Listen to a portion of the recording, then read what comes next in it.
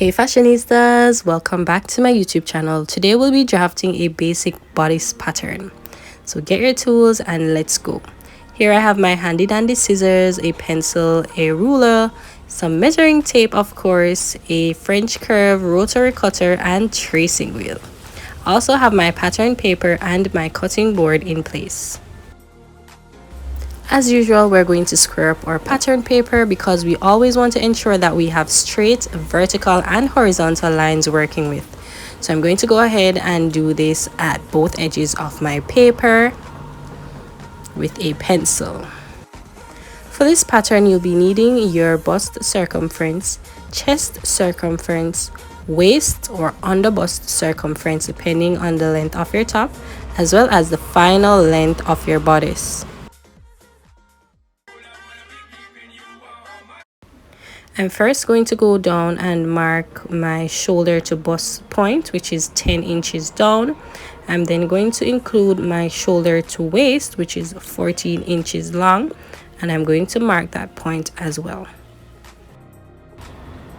I'm then going across to make these markings once more on the other side of the paper so as to ensure a straight horizontal line, which you'll see me doing here using my ruler.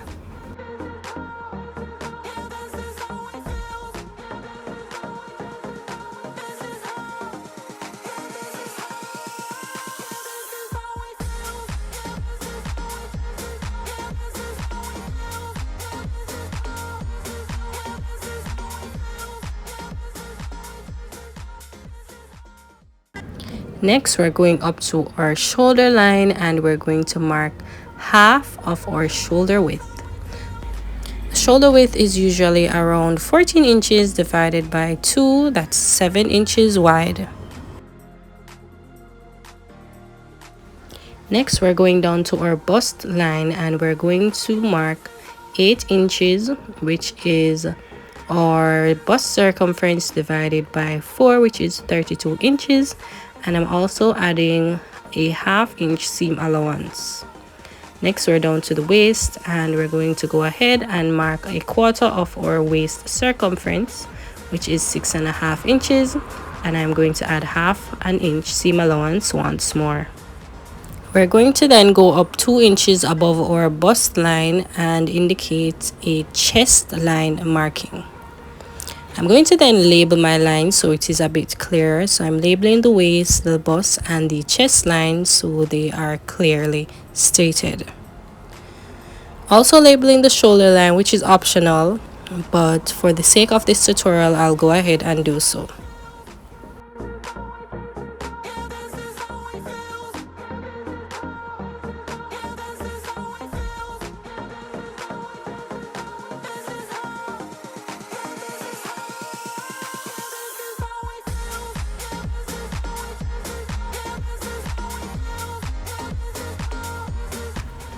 Next, we're going to take our shoulder width measurement of 7 inches and we're going to make a point on the chest line. We're then going to connect this point to the shoulder using our ruler. We're going to then go down ½ inch to create our shoulder slope, and we're going to use our ruler to do this as well. In creating the shoulder slope, we'll then need to find the shoulder width. And usually your shoulder is about 4.5 to 5 inches wide. So I'm marking 4.5 to 5. Well, I think this is 4.5, and I'm going to connect this point to the shoulder line for our slope.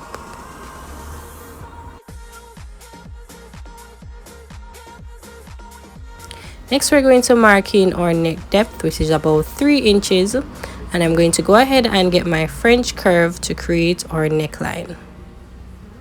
The French curve matches in perfectly at the neck point, and so it is easy to draw in.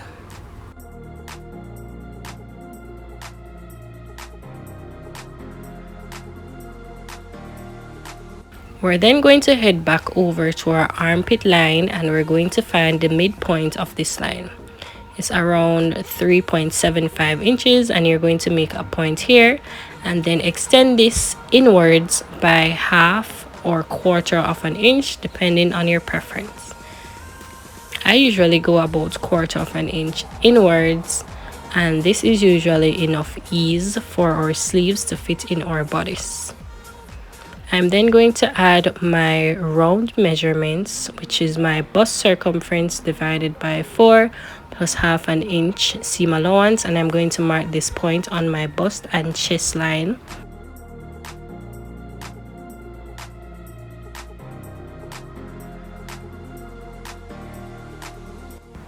I'm then going to take my French curve and connect all 3 points from my shoulder, midpoint of the arms, and my chest line. Usually we want a nice curve for our sleeve, and the French seam ensures that this is done effortlessly. Guys, if you do not have a French curve, please invest in one. You can do this free-handed, but look how smooth this curve is.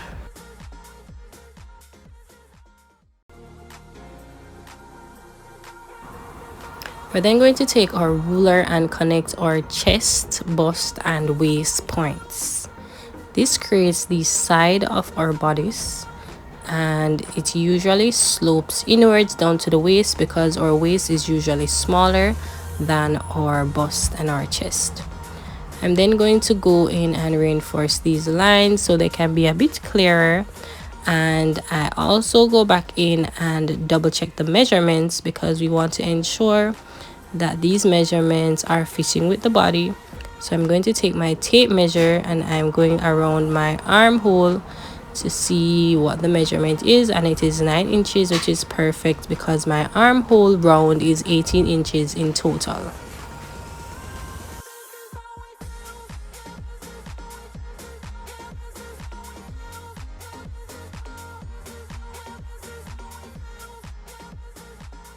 Don't be afraid to check and double check your measurements when you are creating your patterns, as it will leave less room for errors and ensure an overall perfect fitting garment.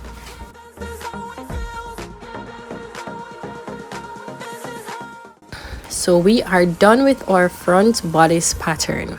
We're then going to move on to creating the back bodice by folding our pattern paper in half and using our tracing wheel to trace along these lines.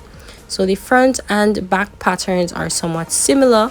The only difference is that the armhole curve is a bit shallow on the back and the neckline is higher.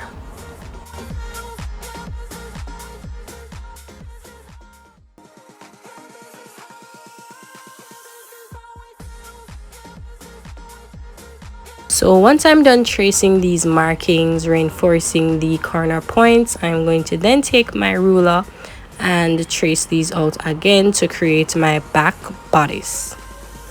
I'm freehanding with my pencil first because the lines are sometimes a bit hard to see, so my pencil acts as a perfect guide to get into the grooves of the lines that were created by the tracing wheel.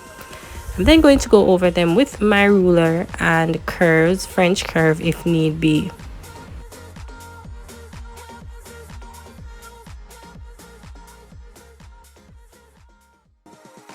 I am then going to join my armhole curve by extending my French curve out by about 1/4 of an inch of that of the original front pattern.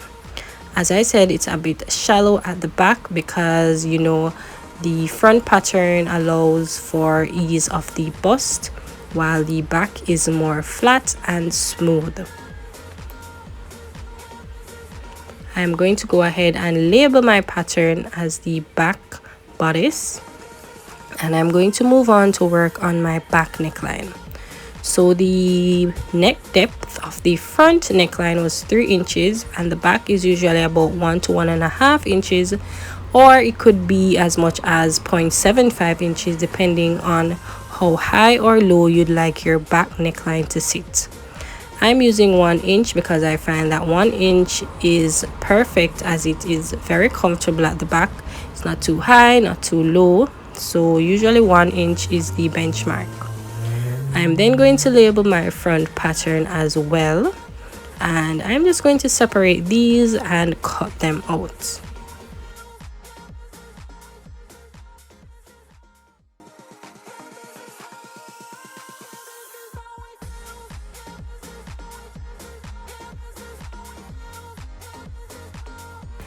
please note that when you're drafting your patterns, you have the option of including seam allowance or adding seam allowance when you're cutting out your fabric.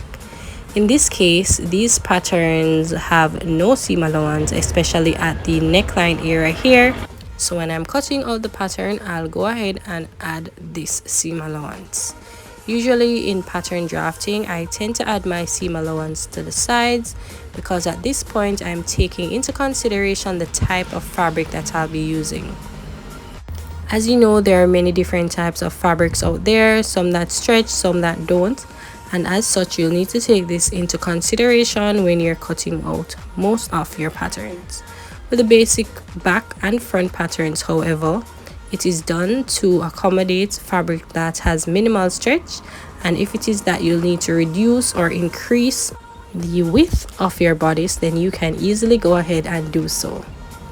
Here I'm going to go to my back bodice pattern and I'm going to add in some seam allowance at the back for zipper. And usually this is about half to 1 inches wide.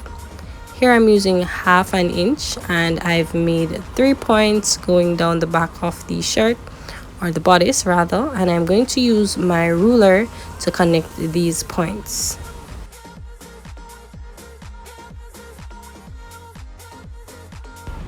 I'm then going to move on by cutting this pattern out.